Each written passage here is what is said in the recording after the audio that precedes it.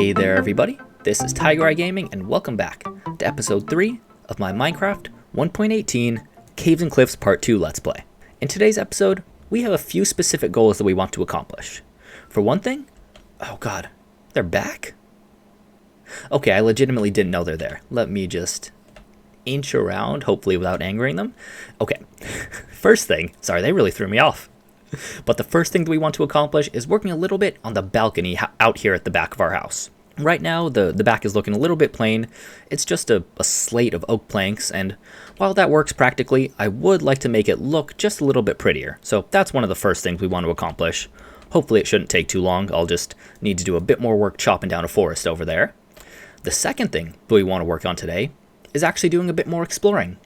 Now, I explored that jungle a little bit in our first episode, and we found some pretty cool stuff, but I would definitely like to explore that ocean a little bit more. Hopefully we can find some ocean ruins, maybe even a shipwreck and some buried treasure. Part of why I want to do that is actually so that we can go from 2 diamonds, which is where we're currently at. If I go over here into our house, yeah, we're currently at 2 diamonds, and I would love to get to 3 or maybe even 5 diamonds by the end of this episode, so that way we're much closer to having a diamond pickaxe and an enchanting table set up. And part of that is because, as some of you very wisely reminded me in the comments, Fortune 3 is now more powerful than ever since it applies to iron and gold as well. Yeah, it's not just about getting more diamonds now. Fortune will by default apply to iron, so you'll get more of those raw iron pieces instead of just iron ore. And that's definitely a super useful thing in the early game because, I mean, as you can see, even though iron swords and iron tools are more durable than stone tools in general, they still can break pretty easily. So I would love having a lot of access to iron early on, and that's definitely a priority. Finally, after that exploration, I do also think that maybe a little bit more caving this episode would be handy, particularly if we don't manage to find a few more diamonds, because I really would like to get to 5 by the end of this episode. And you know what? Another thing that I didn't even think of before I started doing that intro that we should probably try to get accomplished today is setting up a cow pen. Especially if we're thinking about getting a level 30 enchanting setup sooner rather than later, which is something I want to do. It is important to have a source of leather so that way we can get all the bookshelves necessary for a level 30 setup. So I do think that's something I'll try to do today as well. I probably won't show too much of that since we've all set up a cow pen before, but you know, I'll go ahead and show you the finished product once that's done. We do have a bit of a sugarcane farm going, so I'm not too worried about the sugar for the bookshelves. But yeah, getting some more leather would be useful sooner rather than later, so that's one more thing on the docket. But yeah, overall, those are our main 4 objectives for today. Sounds pretty reasonable, and well, without any further ado, I think it's time to start chopping, and we will get started on that balcony out back.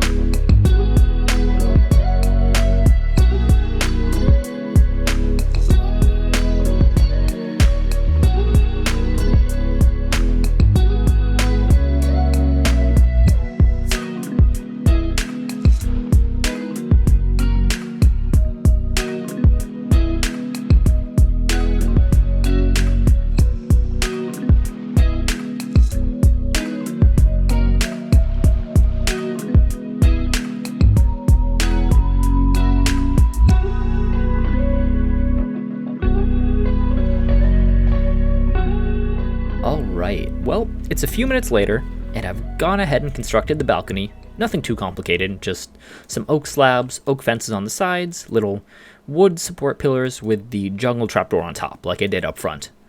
I think it looks pretty good. I think I'm decently satisfied with that. It's nothing special. So, if any of you have suggestions for how to make it maybe just a little bit more pretty, go ahead and leave them down below. It could just be as simple as like adding some more greenery, you know, maybe bone mealing down here, adding some leaves. Ooh, that could actually be a good call, adding some leaves. Yeah, I think something along those lines, just adding a bit more greenery, a bit more detail like that could be a good idea. But yeah, go ahead and let me know if you have any other suggestions. But for the moment, I think that is the balcony completed, so I think it might be time to get on our exploring boots and start seeing what the ocean has to offer. Okay, I just finished up doing a bit more work with the cow pen over there. Got some cows and some sheep corralled in there. I also went and harvested... Ooh, creeper coming at me. But I also went and harvested some of my crops from my little farm over there by the river. But I just wanted to point out, which I will do as soon as I deal with this creeper. Okay, you scared of my cat? Yeah, you should be, little coward. Oh, okay. Sorry. Got scared there for a second. But yeah, I just wanted to point out, look how good that looks. Man, I really am a fan of the aesthetic that campfire puts, you know, with the smoke rising out of what's supposed to be the chimney. I really think this looks good. I'm very pleased with how our house is looking so far. But yeah, we officially have that cow pen going.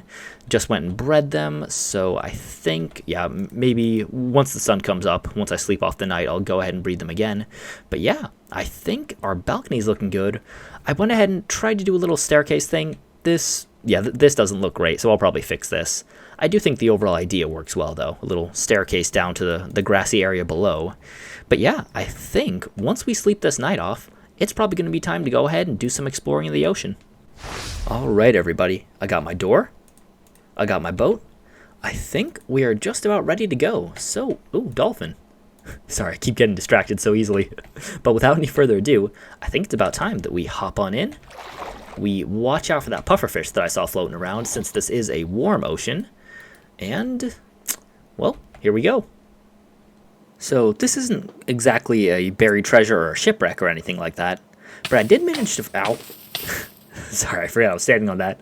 But I did manage to find some glow squids down here, so let's go ahead and slap these guys around. And, did I get any? Nope, don't think so. All right, let me go stand on this thing again.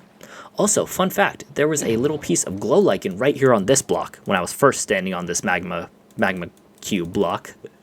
And that meant that the bubbles did not apply, so I almost drowned. That was fun. Anyway, now that we got our bubbles back, perfect. Okay, nice. Well, we officially have our first piece of glow... What's it called? Glow ink sac. We officially have our first glow ink sacs, which is kind of exciting. Overall, I kind of still do wish that one of the other mobs, which was proposed in that mob vote, had beaten the glow squid, because I think these changes are really more aesthetic than anything else. But you know what? Since they're in the game, glow ink sacs do have some use. You know, you can make those signs more visible, and you can make item frames more visible as well. Okay, well, after a solid 20-25 minutes of no success, it does look like we got something here on the horizon. Actually, it looks like we have two things. So as we get closer, it looks like that's an ocean monument. So I'm not sure if we're in range, but if we are, we may get hit with that mining fatigue thing. But more importantly, oh, hello. All right, as long as he's not a trident boy, that's fine with me. But as I was saying, more importantly in the short term, looks like we got a little underwater ruin here. So as soon as I take care of these two guys... Actually, this would have been a perfect opportunity to use the door. So I think we are going to... Come on, get out of swim mode. All right, let's set that up. We will get inside our little door frame. And let's dig our way down to a chest. Okay, perfect. Found the chest. And... Okay, you know what? For early game, that's not terrible. A little bit more coal, a little bit of wheat. Almost 1 gold ingots worth of gold nuggets. And depth strider 2. Low-key, that's pretty nice. That is pretty nice. Now, will there be another chest here? Okay, low-key, I'm going to go consult the wiki real quick, because this does look like a pretty big ruin. So I'll try and Google and see if this should have another chest. Alright, just Googled it, and fun fact, apparently all of the warm ocean ruins, which this is, lukewarm ocean, as you can see there on the F3 screen, all of the warm ocean ruins only have the one chest, so that's good to know. And since we're here, I will go ahead and do that.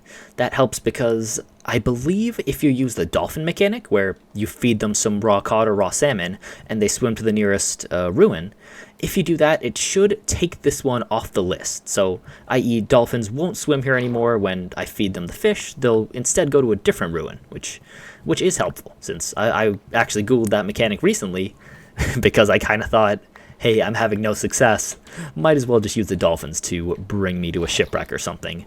However, since we did manage to find this one, maybe that won't be necessary. Although low-key, I'd still kind of like to try it anyway. So maybe we'll search for a dolphin once we get out of here. But yeah, on that note, we got our loot. I think it's about time we head on out of here. Oh, nice. Okay, well, there's another one right there. Perfect. Alright, and let me just double check, because I did see something. Yeah, okay, I know this is a thing. I know if you happen to see one ocean ruin, I believe it makes it more likely that you'll see others nearby. So perfect. We do have this guy right here, and I think it's time to door up again. Let's get inside there, and oh, I can't see anything. I think, yeah, we need to move that. Okay, wheat, coal, and an empty map. Again, if we were a bit further into the game, that would be disappointing, but we're still early on. Honestly, we're still at the stage where coal and even wheat helps out. So perfect, that is our chest for that ruin. And you know what? No cuts. Let's go straight to the third and final ruin in this area. At least I think it's the final one. Could be missing. And okay, we go here. Oh god, door. Get that door. Okay. There we go. And where was that chest? Oh, there it is. Perfect. What do we got? Okay, another map. Bit more coal. Bit more wheat. And 3 rotten flesh.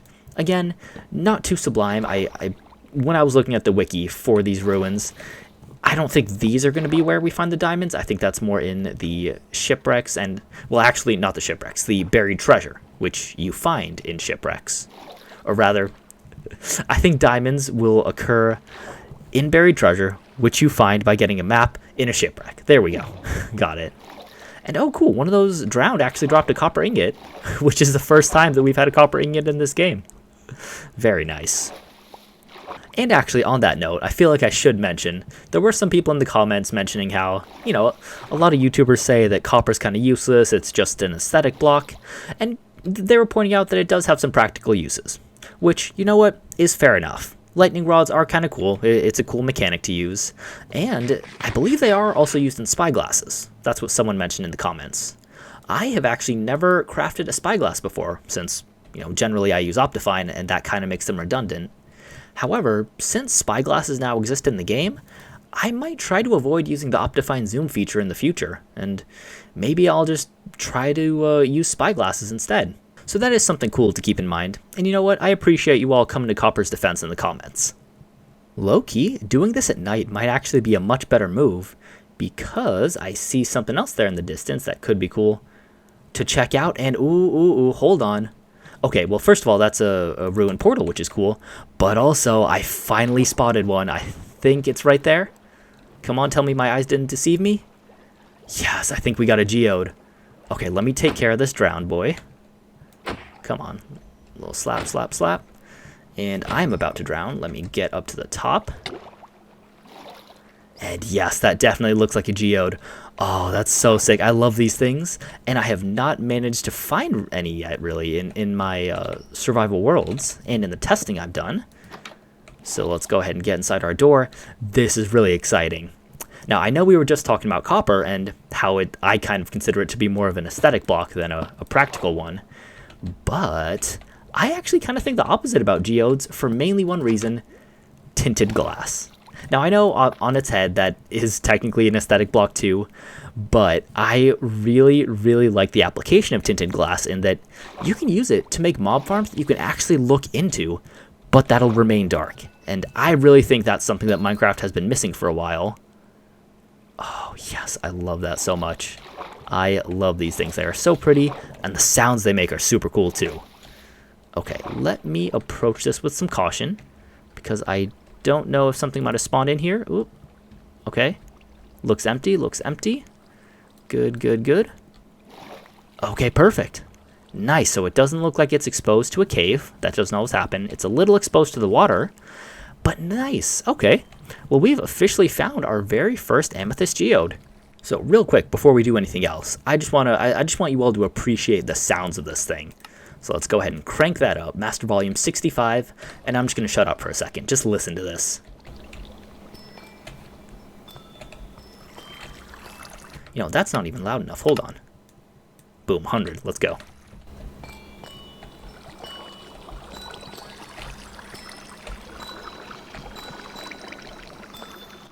I just love that. I love it. That seriously might be right next to placing an anvil down as my favorite sound in the game. Oh, it's just beautiful. I love it. Okay, and low-key, that water is starting to bother me. Oh god, I have no idea which one water is. That maybe? I don't know. I'll keep master volume on 100 for now, though, because I do love the amethyst sounds. But yeah, this is a great, great find. So, after a quick consultation of the wiki, just to make sure I knew what I was talking about, these things are really, really nice in that they are how you get amethyst shards. Now, I'm going to take a closer look at this one. This is either fully grown or in its third stage. Let me go ahead and try. If it's fully grown, I believe it should drop some shards.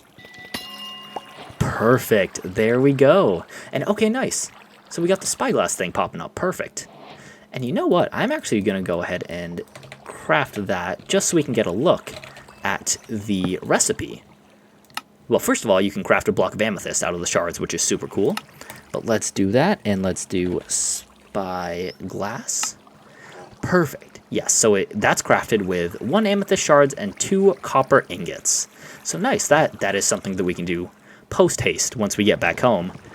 And yeah, that is super cool. Very nice. Okay.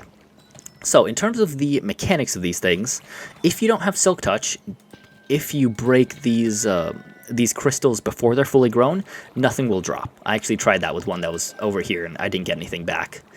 Second tip, do not break these ones with the X's. And wow, I didn't realize how soft they were. I just clicked it with the pickaxe and it almost broke. But yeah, you do not want to break these because these are the blocks where the amethyst crystals will grow out of.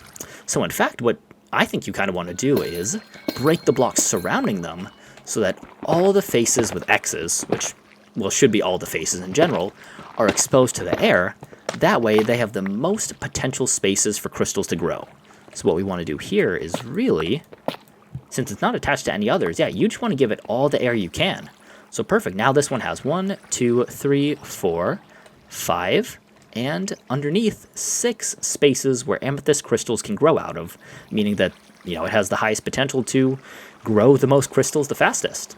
So I think I'm going to go ahead and do that for all the little blocks with these X's on it, mining away any, what are these ones called again? Mining away any blocks of amethysts, you know, the non-X ones, and any calcite? Yes, any calcite and smooth basalt, just so we can expose all the sides of these ones with the X's on them. Alright, well, I think I've just about dug most of them out. I just glanced up there and realized that I actually didn't dig those 2 out yet. But you know what, I'm a little bit tired, so this is good for now. We do have a lot of these sides exposed, which is very nice, and I believe we just had one grow to its full potential. There we go. So let's go ahead and mine this one too. Nice, a couple more shards. This right here is also another reason why fortune is going to be helpful. Once we come back to this geode and mine some of those full-grown crystals, we'll be getting a whole bunch of them, so we can make a whole lot of tinted glass, and we can make more of these blocks of amethyst, as well as, I mean, if we had any desire to make 1,000 spyglasses, we could do that too. But yeah, this is a super nice find. I don't quite have a farm prepared for this yet. And one cool mechanic about these that I actually really, really like is that you can't move this farm. Making a farm for these is actually going to be entirely dependent on where you find the geodes. So this right here, this location, I'm going to go ahead and take a screenshot because this is going to be an important spot for us. We may have geodes closer to us, you know, underneath the surface somewhere, but as far as we know, this is one of the closer geodes, so this is going to be our main spot for getting amethyst crystals for the time being. With that all said, though, I think with just a few more punches to enjoy that sound just a little bit more, it is time to head back up top. And you know what? We are looking pretty full inventory-wise. I think it might be time to head back home and, well, fill our chests up. Okay, that is my mistake. I forgot about the ruin portal over here. We're going to check that out. Oh, and there's the thing right there, too. Wait, that's not another ruin portal. Oh, drowning. Okay. Well, we have at least one ruin portal, and I think that's like an ocean ruin. Nice, alright, so we got a couple things to check out down here. What do we got? Okay, where is the chest? There it is. What do we got in here? Oh, we got a notch apple? Oh, no way. Okay, hold on. Let me air up a little bit more. Air up, that's a weird way of saying that. But yeah, that is very nice. Okay, you know what? I think I'm going to have to take note of this spot. Boom, another screenshot. And I'm going to have to come back here in a second because our inventory is pretty full. So yeah, I'll just repeat what I said beforehand. I think we're going to go back, drop some stuff off, and well, since we know this is here now, we will be back here in a minute to get that notch apple. Alright everyone, well we were on our way back out to that ruin over there when... Oh, hold on, about to drown. When we actually found another ruin down here. And you know what? I didn't spot this. I gotta credit the dolphin who actually led us here. That's right, I went ahead and used the mechanic that I was talking about a little bit earlier, where if you right-click on them with some raw salmon or raw cod, they'll actually lead you to the closest nearby ocean ruin or shipwreck, I believe. I believe it's one of those two things. And yeah, that's what that guy did. Now, that ocean ruin wasn't particularly useful. All we really got was a little bit of coal, a little bit of wheat, and, what was it, a map. But, you know, it's still something, especially at this stage of the game, and it is a cool little mechanic that I want to use more. Now, where did... Oh, there it is. Alright, gotta swim back to my boat, and then I'll be heading back over to the ruin portal to get those golden apples and other assorted gold items. But okay, all that sidetracking aside, let's go ahead and dive on down here. We can hang out on one of these fellas real quick. And I am realizing now that I took the boat, or sorry, not the boat, I took the door out of my inventory, which was not a smart thing to do, but we should still be able to make this work. Okay, you know what I'm going to do? I am just going to go ahead and break this. I am not sure if this really matters in the same way that it matters to break chests in a shipwreck or an ocean ruin, like I was talking about before with the dolphin thing, but we might as well just break it anyway, right? Okay, excuse me, Mr. Drowned. Oh, perfect. He can't actually hit me. Oh, yes, he can. I take it back. Alright, that's what you get, buddy. But okay, sweet. Oh, sorry, I forgot to shift. I forgot it wouldn't let me go up.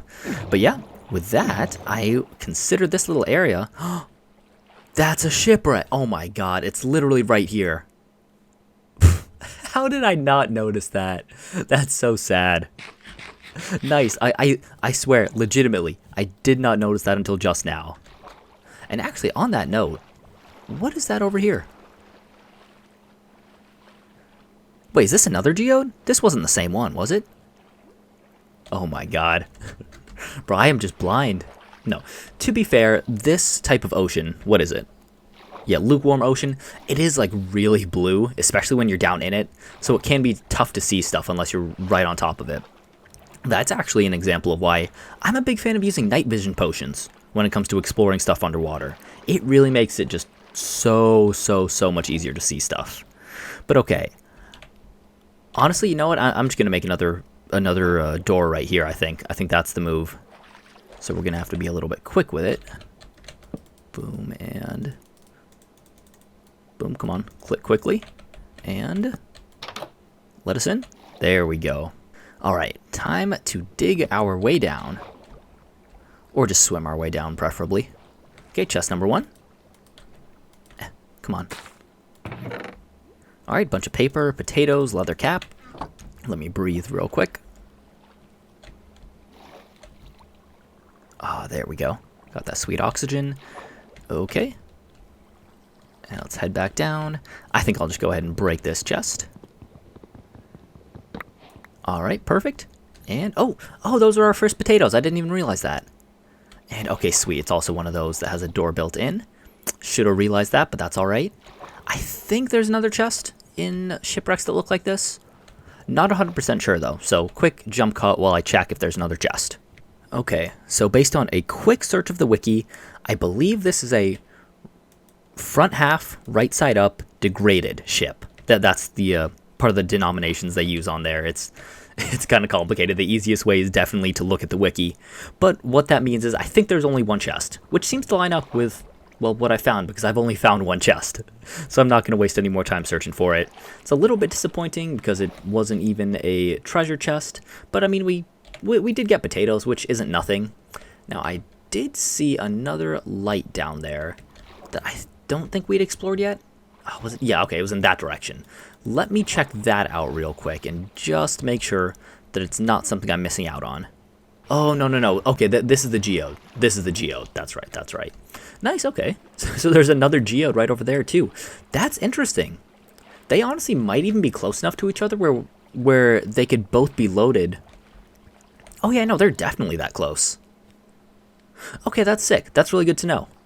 Perfect. So this could even be like our little geode farming area, because we got one right over here that should pop into distance in just a few more seconds. And then we got the one over there that we already checked out. Nice, okay. Well, I think this would be a great little geode farming area. But alright, everyone.